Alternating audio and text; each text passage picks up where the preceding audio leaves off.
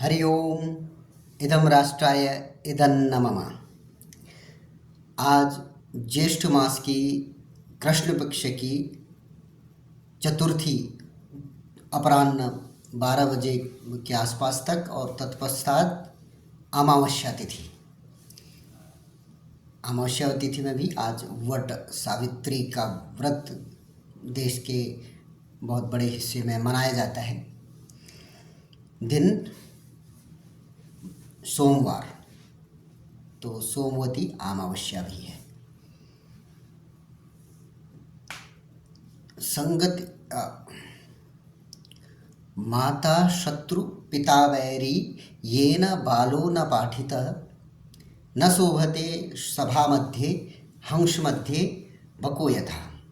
जिन माता पिता ने अपने बच्चों का सही से शिक्षा नहीं दी, पुराने समय की बात है, तो जब ये लिखा गया होगा तो तब पठन पाठन जिसने करा लिया, इसका अर्थ है कि वो अच्छा ही किया होगा।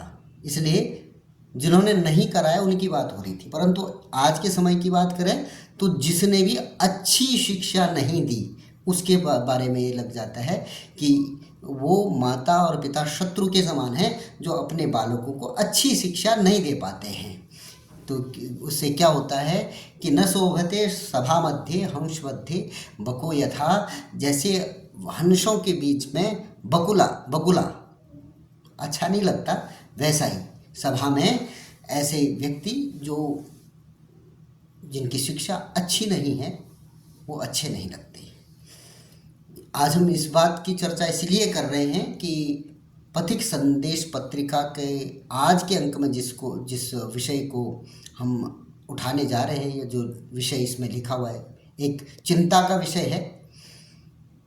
वह विषय है बालकों में होने वाले एक अनावश्यक आक्रामकता का विषय है। तो ये पथिक संदेश पत्रिका ने इस चिंता को प्रकट किया है। उस चिंता को आपके सम्मुख रख रहे हैं। तो आज का लेख पाठन उसी से संबंधित है। स्तंभ है आज समाज, जिसमें लिखते हैं, आँखों में ये तूफान सा क्यों है। शहरयार का फिल्म गमन में लिखा बहुचर्चित गीत, सीने में जलन आँखों में तूफान सा क्यों है, हकीकत में नजर आ रहा है। जिधर देखो लोगों के व्यवहार में आक्रामकता ही आक्रामकता है। दरअसल हम ही ऐसा समाज रच रहे हैं। स्कूल में दाखिल होते ही बच्चे पर अभिभावक व अध्यापक प्रथम आने का दबाव बना देते हैं। दरअसल हम बच्चों को सहयोग के बजाय प्रतिस्पर्धा सिखा रहे हैं। हर बच्चा फर्स्ट नहीं आ सकता, हर एक की अपनी सीमाएं हैं। यहीं से असंतुष्टता असहनशीलता का बीजारोपण होता है। यही प्रतिस्पर्धा माध्यमिक स्कूलों, कॉलेजों व व्यावसायिक संस्थानों के छात्रों के व्यवहार में बढ़ती है। कॉलेज से निकलकर उच्च शिक्षण संस्थानों में दाखिले के लिए फिर मुकाबला होता है। सबको पछाड़कर आगे निकलना है। बात यही खत्म नहीं होती। शिक्षण संस्थाओं से निकल अच्छी जॉब, मोटे पैकेज के लिए प्रतिस्पर्धा, फिर कंपनी के टारगेट के दबाव व विभागीय स्पर्धा, फिर परिवार और मित्रों का दबाव कि कितनी संपत्ति जोड़ी, कितना कमाया। दरअसल आज समाज में पैरामीटर बन गया है कि ये न केन प्रकारेण दूसरों को रौंद कर आगे बढ़ना है। आक्रामकता से मानसिक विकृति तक। दरअसल ये स्पर्धा जब तक समझ में आती है 40-50 के बाद ये मानसिक विकृति बन जाती है। चिंता, प्रतिस्पर्धा, प्रतियोगिता हमारा स्वभाव बन जाता है। निसंदेह यह अप्राकृतिक है। संघर्ष हमारा स्वभाव बन जाता है। मन को अप्राकृतिक ढंग से चलाने से शरीर पर घातक प्रभाव पड़ता है। शारीरिक क्षमताओं का शोषण होता है।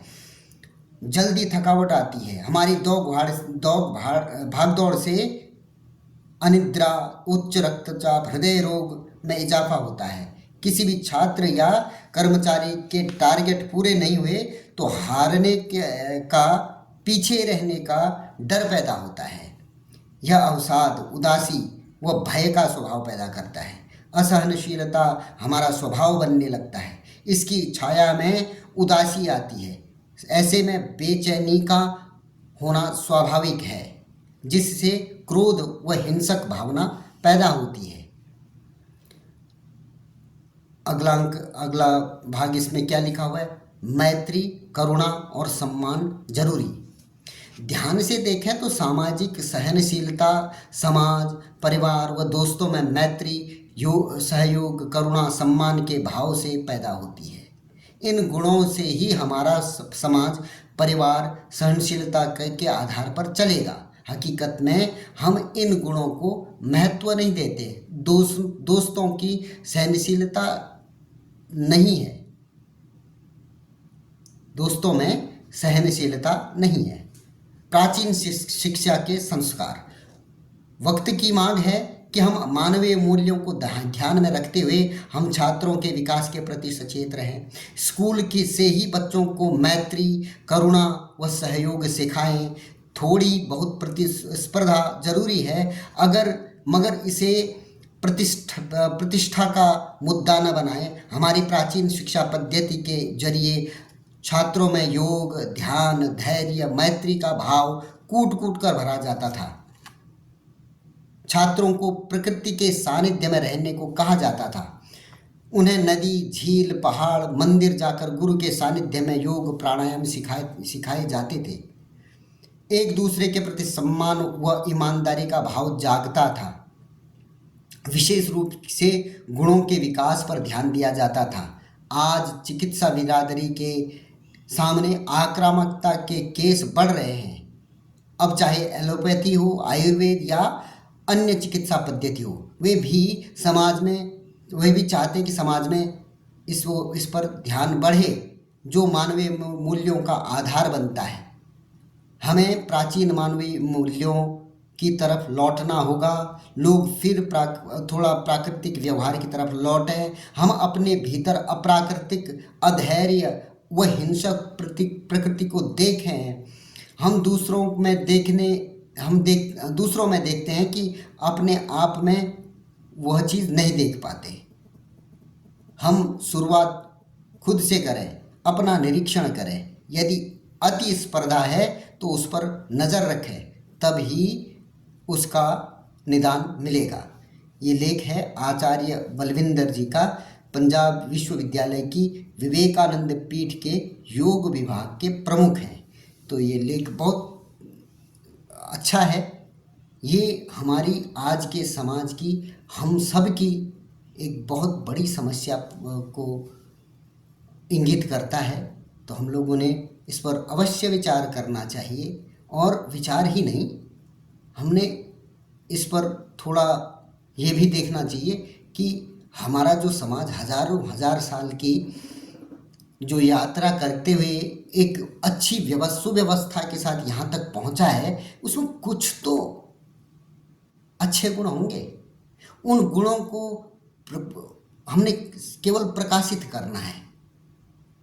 हमारे पूर्वजों के प्रताप के बदौलत, उनकी कृपा से वास्तव में हमारे अंदर वो सारे दैवीय गुण भारत भूमि में रहने वाले प्रत्येक मनुष्य के अंदर होंगे ही होंगे। बस उसको उजागर करने की देर है। हमारी संस्कृति का अभिन्न अंग है। परोपकाराय पुण्याय पापाय परपीडनम। तो ये हमारी संस्कृति का अभिन्न अंग है, जिसको हम थोड़ा सा भूल पड़े हैं। वो भूल बहुत आसानी से सुधार हो सकती है। उसके लिए हमने पुनः विचार करके अपने उन मूल्यों को पुनर्स्थापित करना है।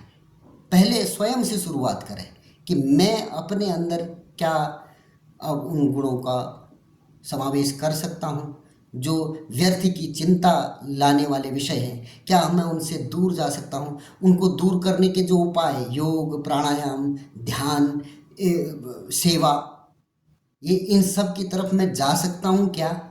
तो उनसे मेरे अंदर विकार आ चुके हैं, इनको कैसे दूर कर सकता हूँ? साथ ही इनके मेरे अंदर दूर होंगे तो मैं क्या इनको, जो हमारी भावी पीढ़ी है, उनको इस विकार से दूर रहने के लिए क्या मैं क्या कर सकता हूँ?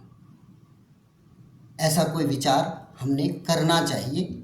ये बहुत अच्छा एक लेख लगा, आप लोगों को साझा किया। आप लोगों से अनुरोध है कि आप भी इस तरीके की पत्रिकाएं जिसमें जीवन के हर अंग के प्रति कुछ न कुछ सीखने का कोई न कोई इसमें लेख अवश्य होता है, इनको ऐसी पत्रिकाओं को सब्सक्राइब करें। हमारा ये लेख पाठन का अभियान भी इसी निमित्त है कि जो राष्ट्रवादी पत्रिकाएं हैं उनकी ओर हमारे देश के सभी लोगों का ध्यान आए, उसमें रुचि बढ़े, राष्ट्रवादी लेखकों को पढ़ना, राष्ट्रवादी पुस्तकें उनको पढ़ सके, ऐसा हमारा मानस बन सके। इसके लिए आवश्यक है कि हम कुछ न कुछ प्रयास करते रहें। ये प्रयास भी इसी के निमित्त है कि एक दिन में एक आर्टिकल, एक लेख पढ़ता हूँ। आप लोगों के समर्थन की आवश्यकता है। चैनल को सब्सक्राइब कीजिए, पोस्ट को लाइक कीजिए और आगे साझा कीजिए। किसी दूसरे अंक के साथ आपके सम्मुख उपस्थित होऊंगा। तब तक के लिए धन्यवाद। जय जय श्री राम।